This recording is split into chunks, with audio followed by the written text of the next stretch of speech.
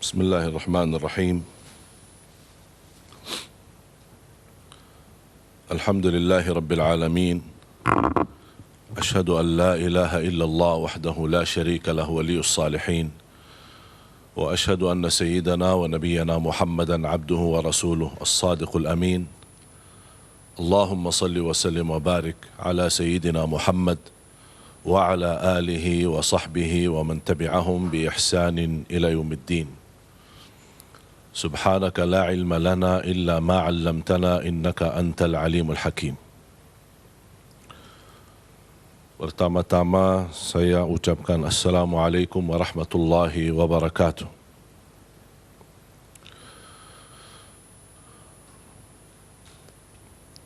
Alhamdulillah wa syukrillah,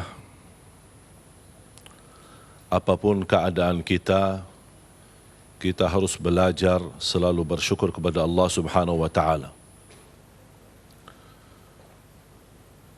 Bagaimana kita menghadapi ujian yang cukup memberatkan kondisi dan keadaan kita.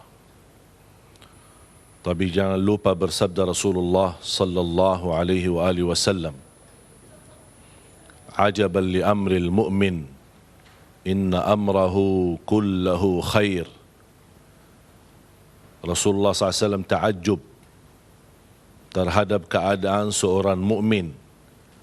Semua apapun yang dihadapi itu baik baginya. In asabathu sarra'a syakar fakana khairan lah, wa in asabathu dharra'a sabar fakana khairan lah, wa laysa dhalika illa lil mu'min. Ketika dia mendapatkan nikmat, bagi orang mukmin selalu bersyukur. Ketika orang mukmin mendapatkan ujian, bala, musibah, sebagaimana kita hadapi wabah ini, itu merubah ujian, dan orang mukmin adalah menghadapinya dengan sabar. Dan hal ini, kata Rasulullah SAW, tidak dimiliki kecuali orang yang beriman, orang mukmin yang mampu bersyukur terhadap nikmat dan mampu sabar terhadap ujian. COVID-19 merubah ujian, kita tidak tahu apa hikmah di balik ini. Tetapi ingat perkataan Sayyidina Umar bin Khattab radhiyallahu anhu, "Nahrubu min qadarillah ila qadarillah." Kita menghadapi takdir, tapi tidak boleh kita lawan takdir kecuali dengan takdir itu sendiri. Sebagaimana ketika terjadi ta'un, wabah ta'un di zaman Umar bin Khattab radhiyallahu an, dan beliau meminta dan memerintahkan orang yang ada di negeri Asyam tidak boleh keluar. Yang ada di luar negeri Asyam tidak boleh masuk ke negeri Asyam. Ada orang komplain kepada Sayyidina Umar. Dia berkata, ini kan qadarullah, jadi tidak apa-apa kalau kita masuki ke negeri tersebut yang ada ta'un, wabah itu. Kalau memang Allah takdirkan kita kena, pasti kita kena. Kita tidak bisa lari daripada takdir Allah Subhanahu wa ta'ala. Sayyidina Umar ibn al-Khattab radhiyallahu anhu berkata, kita lari dari takdir Allah dengan takdir Allah. Berarti usaha itu, ikhtiar mencegah itu takdir. Allah mentakdirkan kita menghadapi COVID-19, Allah pula mentakdirkan kita punya ikhtiar, punya pilihan untuk mencegah. Tidak boleh kita menyerahkan diri terhadap takdir dan membuang diri di tempat yang bahaya beralasan itu takdir. Makanya jamaah sekalian, salah satu bukti keimanan kita terhadap takdir, kita mampu merubah takdir itu. Kita mampu merubah nasib itu. Karena Allah sendiri berfirman dalam Al-Quran, Inna Allah la yughayyiru ma biqawmin hatta yughayyiru ma bi anfusihim. Allah tidak akan merubah nasib satu kaum. Sekarang nasib kita menghadapi COVID-19. Bagaimana nasib yang baik? Kita bersatu melawan COVID-19. Kita bersatu melawan corona. Satu membantu satu. Cuba bayangkan kalau semua masyarakat terlibat, saling membantu, saling menolong.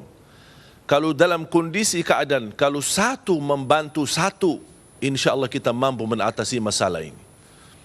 Kita punya ikhtiar dan wajib kita melaksanakan ikhtiar itu karena takdir. Dan itu merubahkan takdir bukan di tangan Allah, tapi di tangan kita. Kita yang punya pilihan. Tidak boleh ada orang berkata Allah takdirkan saya masuk neraka, berarti saya terima masuk neraka. Saya harus berusaha untuk mencegah diri dari api neraka dan saya memperjuangkan diri agar menjadi ahli surga. Inilah kondisi COVID-19. Jamaah sekalian yang dimuliakan Allah Subhanahu wa taala, masyarakat se-Indonesia di tanah air yang aku cintai, bagaimana kita bisa pertama kita selalu ingat kebesaran Allah Subhanahu wa taala. Saya beberapa waktu kemarin renungkan fikiran, muhasabah. Memfikirkan kondisi yang terjadi. Jangankan kita, negeri kita Indonesia, seluruh negara menghadapi ujian ini. Saya berfikir dan merenungkan fikiran ini. Ternyata kita selama ini banyak nikmat yang mohon maaf dan sayang sekali kita tidak sadarkan dan kita tidak syukuri. Ternyata salat Jumat dan jamaah selama ini kita laksanakan sebelum COVID-19 itu nikmat yang luar biasa. Silaturrahim itu nikmat. Keluar rumah pagi hari mencari nafkah dan rezeki itu nikmat. Kita menantar anak kita sekolah atau dia bersama teman-temannya pergi sendirian itu nikmat. Kita beraktivitas.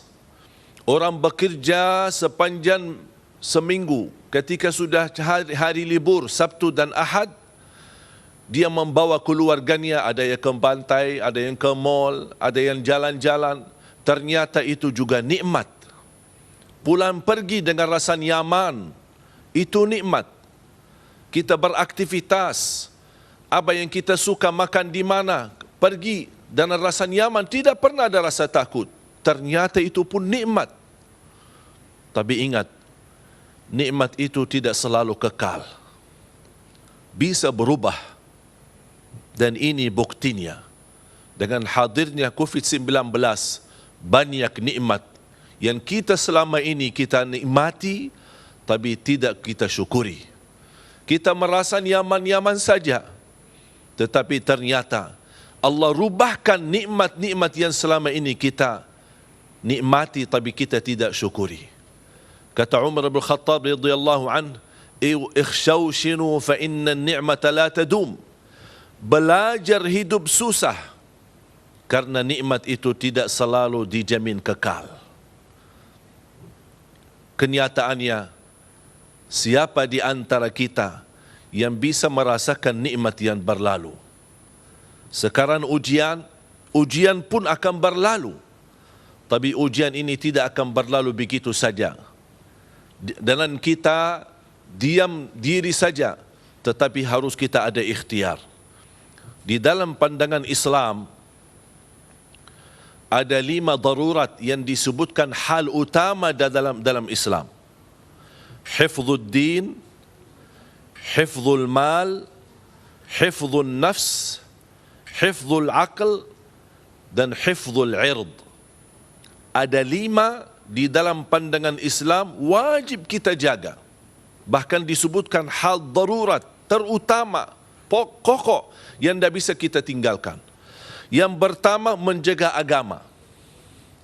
Yang kedua, menjaga nafsu, jiwa. Yang ketiga, menjaga harta. Yang keempat, menjaga akal. Dari semua hal-hal yang mengganggu dan merusakkan akal kita. Narkoba, minuman keras, membuat mabuk, hal-hal yang bisa menghilangkan kesadaran akal kita. Terus yang kelima, menjaga kehormatan diri. Di antara yang disebutkan darurat yang kelima ini, ada 5 darurat hal pokok dalam agama adalah hifdzun nafs, menjaga jiwa. Allah berfirman, wala tulqu biaidikum ila tahlukah, jangan sekali-kali kamu membuang diri di tempat yang membahayakan. Wa ahsinu, berihsanlah, berbuat kebaikan terhadap jiwamu, dirimu, karena Allah mencintai orang-orang yang berbuat kebaikan. Innallaha yuhibbul muhsinin. Ini kesempatan, apalagi kita memasuki dan menyambut bulan suci Ramadan. Menurut saya Ramadan ini, kali ini Allah memberikan ujian. Saya mengambil sebuah hikmah. Allah ingin kali ini ibadah kita berhubungan langsung sama Allah Subhanahu wa taala. Mungkin selama ini kita merasa nikmat sepanjang berkali-kali Ramadan yang berlalu. Nikmat i'tikaf, nikmat tarawih, nikmat buka bersama, nikmat ramai-ramai ke masjid. Tapi nikmat itu, saya ingatkan lagi, belum tentu kekal. Belum tentu dijamin terus-menerus. Kali ini kita bisa menikmati Ramadan, tapi dengan kita bermunajat di rumah. Kita tarawih di rumah masing-masing. Kita menjaga diri di rumah. Karena ada hal utama dalam pandangan Islam, wal wiqayatu khairum minal ilaj. Menjaga itu lebih wajib, lebih baik daripada berobat. Artinya, menjaga dari apa? Dari segala sesuatu yang bahaya, apalagi dalam kondisi wabah. Dan wabah ini bukan pertama kali terjadi dalam sejarah Islam. Banyak sudah disebutkan oleh para ulama cerita-cerita. Sebagai Imam Ibnul Jauzi di tahun 440-an sudah menceritakan wabah. Sambil beliau menggambarkan masjid tertutup, pasar-pasar tertutup, sambil jalan-jalannya sepi, tidak ada satu pun orang yang jalan. Begitu kondisi dan keadaan. Dan ini sudah terjadi berkali-kali. Bahkan Al-Imam Syafi'i yang kita ikuti mazhabnya. Cuba tolong orang yang ingin betul-betul mengikuti pandangan Imam Syafi'i. Dan saya yakin Imam Syafi'i kalau masih hidup dan masih ada di tengah kita akan mewajibkan kita diam di rumah. Karena itu pandangan Islam. Apa kata beliau? Kalau ada orang, ini dalam satu fikih di kitabnya Al-Um, kata beliau rahimahullah, kalau ada seorang yang ditagih hutang, dicari, ditagih, dia ada hutang dan tapi dia tidak mampu melunasinya, dan pemilik hutang ini lagi dicari, dikejar, dia saking takutnya karena dia malu menghadapi orang-orang yang mencarinya dan dia tidak merasa nyaman Jumatan. Apa kata Imam Syafi'i? Dia boleh tinggalkan Jumatan dan diam di rumah, diganti dengan salat zuhur. Bayangkan, ini fikih Imam Syafi'i. Kalau ada orang kejar kita, ada hutang, boleh kita tinggalkan Jumat. Masa karena wabah ini masih ada orang yang meributkan, tidak boleh kita tinggalkan Jumat? Semenjak datangnya corona ini, COVID-19, saya tidak Jumatan dan saya tidak melaksanakan salat berjamaah, hanya di rumah bersama keluarga. Tidak beraktivitas kemana-mana. Selalu berusaha menjaga, karena itu perintah Islam. Itu perintah Nabi kita, Nabi Muhammad sallallahu alaihi wasallam. Sebagaimana Abdullah bin Abbas pernah menggambarkan ketika turun hujan besar. Ini di hadis sahih Bukhari dan Muslim. Beliau menyuruh muazzin ganti kata hayya 'alas salah, hayya 'alal falah dengan ucapkan sallu fi buyutikum, salatlah kalian di rumah masing-masing. Ada orang yang mengingkari kok muazzin merubah kata-kata azan. Mana hayya 'alas salah yang selama ini kita dengar? Mana hayya 'alal falah? Sambil datangi ke Abdullah bin Abbas. Apa ini? Mungkar besar, perbuatan sesuatu yang tidak pernah terjadi. Apa kata beliau? Kalian mengingkari perilaku saya, menyuruh muazzin menggantikan hayya 'ala salah, hayya 'ala falah dengan ucapkan sallu fi buyutikum, salatlah kalian di rumah. Hal ini sudah dilakukan orang yang lebih baik daripada saya dan daripada kalian. Itulah Nabi Muhammad sallallahu alaihi wasallam. Karena pernah juga terjadi di zaman Nabi Muhammad sallallahu alaihi wasallam ketika turun hujan besar sampai jalannya sudah tidak dimungkinkan orang bisa lewati dengan nyaman, makanya Nabi Muhammad SAW menyuruh muazzinnya kumandangkan sallu fi buyutikum. Muncullah berbeza pendapat antara ulama. Ada yang berkata tetap laksanakan azan sebagaimana hayya 'ala salah, hayya 'ala falah, tetap la ilaha illallah, begitu selesai azan baru disampaikan kataan sallu fi buyutikum, salatlah kalian di rumah masing-masing. Itu menurut pandangan mazhab Syafi'i dan ada beberapa mazhab yang lain. Intinya para jamaah sekalian dimuliakan Allah Subhanahu wa taala, COVID-19 bukan penyakit yang kita anggap remeh. Ini kita hadapi musuh yang sangat luar biasa serius untuk menaring kita. Kita harus berhati-hati dan waspada. Kemarin saya membaca berita di negara Arab Saudi. Satu hari lebih dari 1.300 orang-orang yang kena corona. Padahal di Arab Saudi itu sudah lockdown. Sudah benar-benar luar biasa ketat. Sudah diliburkan. Sekolah tidak ada. Bahkan orang yang keluar untuk belanja saja, belanja buat makanan dan kebutuhan, bisa kena denda sampai 40 juta rupiah. Tapi begitu luar biasa aturan mereka ketat, tapi begitu juga kena penyakit corona. Gimana kondisi kita? Saya kadang-kadang keluar rumah melihat aktivitas ramai. Di pasar ramai. Seperti orang biasa-biasa aja. Bahkan tak pernah mencegah, tak pernah menjaga diri. Bagaimana bisa tidak pernah pakai masker, tidak pernah menjaga kebersihan. Bahkan kita seperti tidak ada berita apa-apa. Padahal sudah ada upaya dari pemerintah kita mengingatkan, waspadalah, memberitahu, mengingatkan kondisi dan bahaya. Tapi nampaknya masyarakat kita belum sadar. Jamaah sekalian, jangan kita panik dan takut. Diam di rumah, ini solusi yang tepat untuk kondisi sekarang. Beraktivitas di rumah, apalagi bulan suci Ramadan, sungguh nikmat. Kita bisa menjadikan nikmat bagi kita beribadah di rumah, lebih dekat dengan keluarga. Mungkin selama ini banyak orang yang beraktivitas di luar rumah, bahkan jarang sempat buka puasa bersama atau sahur bersama keluarganya. Kali ini, tahun ini kita jadikan Ramadan spesial, Ramadan istimewa, Ramadan khusus, hadiah dari Allah Subhanahu wa taala, membuat kehidupan Ramadan bersama keluarga. Baca Al-Quran bersama-sama, tarawih bersama, menjaga kebersihan. Kita ingat bagaimana Allah Subhanahu wa taala dan Nabi Muhammad SAW memerintahkan kebersihan. Allah mencintai orang-orang yang selalu dalam keadaan suci.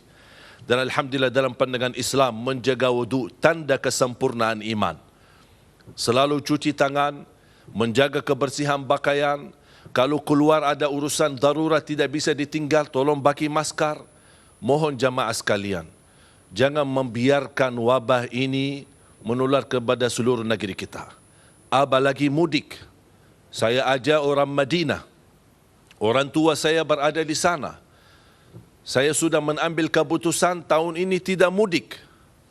Walaupun ada kesempatan saya bisa mudik, tapi saya tidak mau. Mengapa? Bukan saya butuh silaturahim. Siapa yang tidak ingin silaturahim bertemu dengan orang tuanya? Orang tua kita adalah surga. Surga kita di dunia. Makanya kita ingin silaturahim bersama mereka. Bahkan kita tidak mau tinggalkan mereka. Tapi kondisi yang menentukan. Kita tidak butuh silaturahim. Tapi tetap kita bisa dan mampu menjalin silaturahim melalui video call. Dan jarak jauh. Mudik, kita tahun ini menjadikan mudik kita di rumah untuk menjaga keluarga kita, menjaga kebersamaan kita dan menjaga kesihatan kita. Mungkin ada orang berkata, saya mampu menjaga diri. Sebenarnya jamaah sekalian, bahayanya sebenarnya bukan orang yang sakit.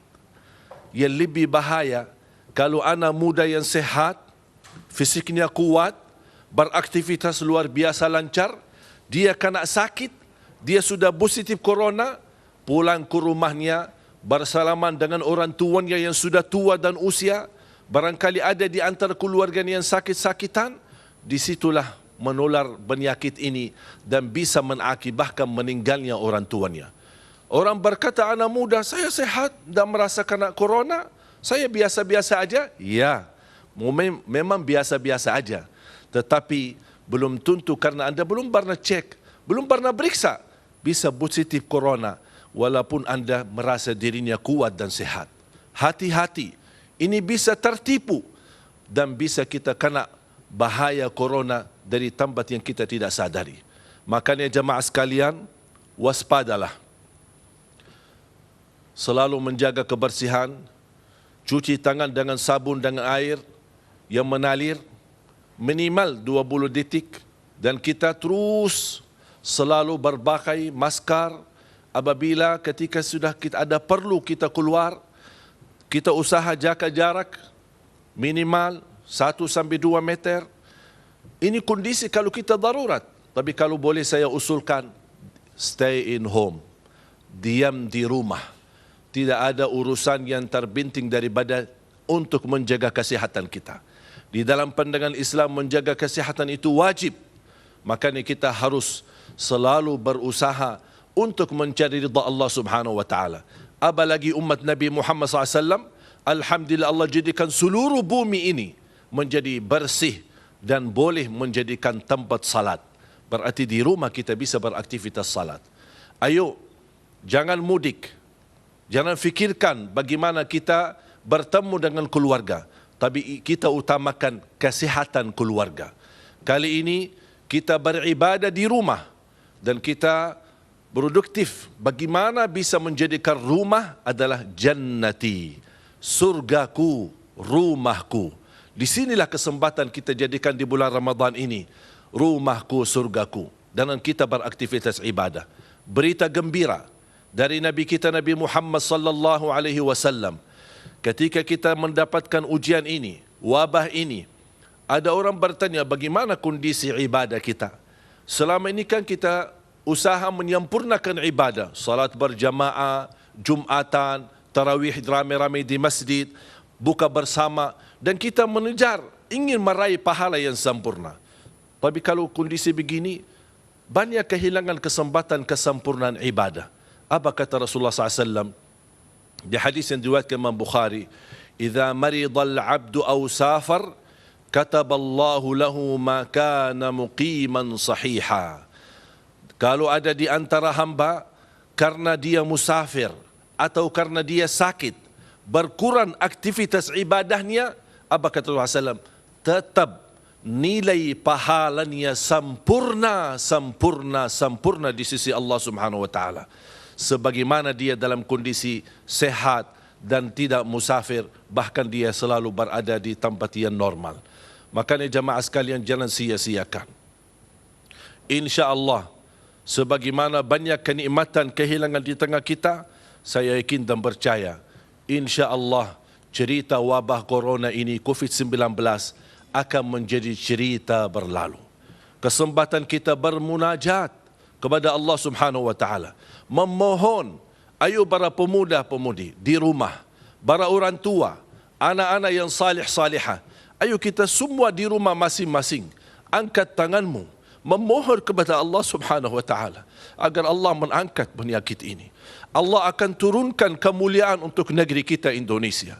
Akan Allah jaga negeri kita dari segala bahaya dan dari segala bencana.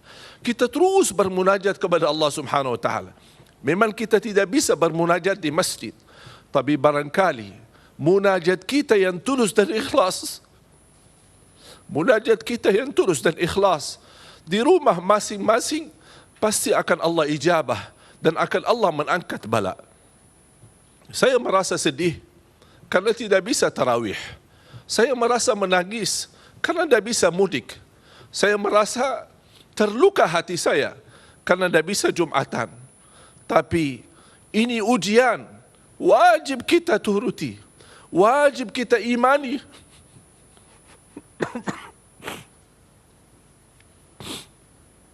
Wajib kita percaya takdir Allah.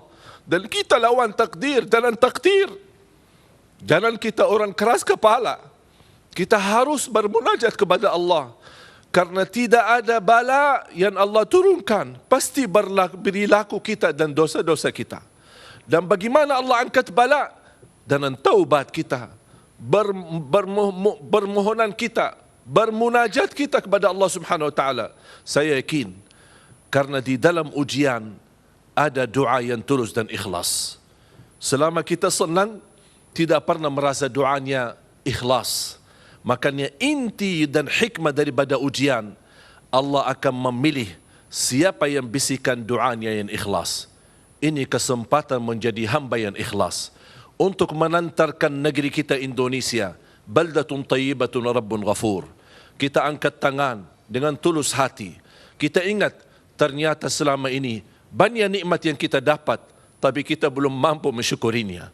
Mudah-mudahan dengan kita sabar terhadap ujian yang kita hadapi, mudah-mudahan Allah angkat segala penyakit ini. Allah angkat wabah ini. Dan kita memohon kepada Allah Subhanahu Wa Taala, apalagi di bulan suci Ramadan, bulan terkabul doa. Ya Allah ya Arhamar Rahimin. Ya Allah ya Arhamar Rahimin. Ya Allah ya Arhamar Rahimin. Berilah kepada kami kemampuan agar kami waspada, agar kami selalu menjaga diri, agar kami selalu turuti dan taati perintah agamamu, perintah agama Islam. Dalam kondisi ini kita mengikuti pandangan Nabi Muhammad sallallahu alaihi wasallam. Apalagi pandangan Nabi Muhammad dan pandangan pemerintah menjadi sama dengan satu tujuan, untuk menjaga masyarakat kita dari segala bahaya dan penyakit. Jadilah orang-orang yang pahlawan untuk diam di rumah, karena inilah posisi kepahlawanan kita, posisi perjuangan kita. Lindungi diri, lindungi orang lain. Mari menangkan perang melawan COVID-19. Indonesia bisa. Salam tangguh, dan mudah-mudahan kita semua dalam lindungan Allah Subhanahu Wa Taala dari segala bahaya COVID-19 dan selalu dalam kondisi keadaan sihat wal afiat. Amin, amin, amin ya rabbal alamin. Wassalamualaikum warahmatullahi wabarakatuh.